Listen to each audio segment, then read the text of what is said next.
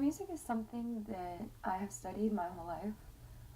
It may not influence all of us, but it definitely affects us all, even if we are not aware of it.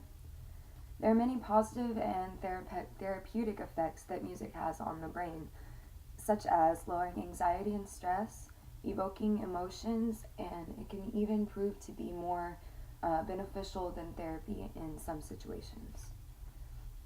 My first point is how music is proven to lower anxiety and the stress hormone cortisol.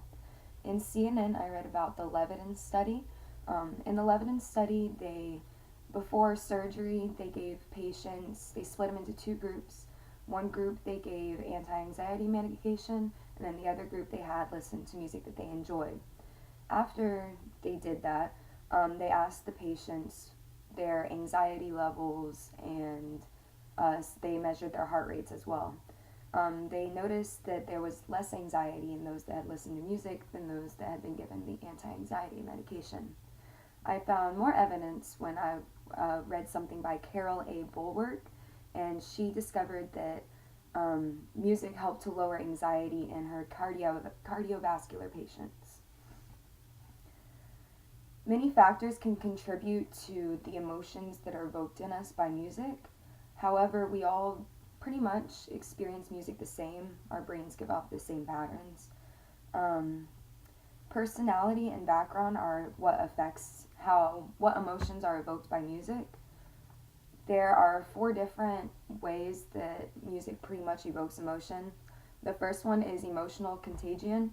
What that is you sense the emotion from the writer and you feel the same emotion.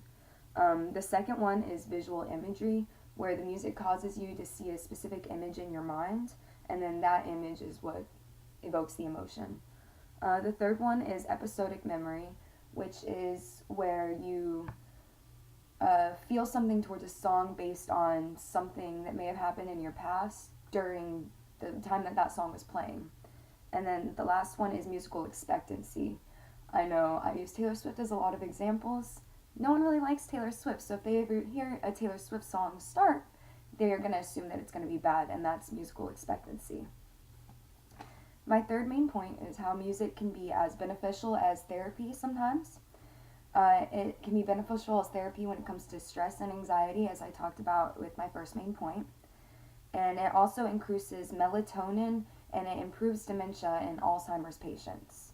So there are many different ways that music affects us and many ways that it can be beneficial. It can lower anxiety and the stress hormone cortisol in our brains. It can evoke certain emotions, whether positive or negative. If we need something to boost our day, we can listen to a positive song, it'll make us feel better. And I also discovered that music can be just as beneficial as any medical form of therapy. Thank you.